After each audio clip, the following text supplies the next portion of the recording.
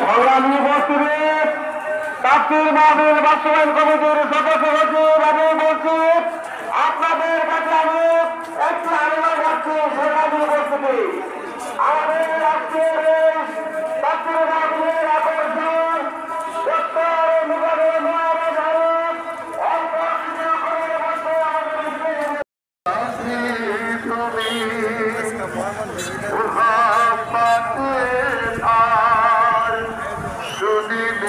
সাথী তুমি দুর্দিনে উতার পাশে থাকো কি আরো কিছু সুন্নাত আছে তুমি জানো কি?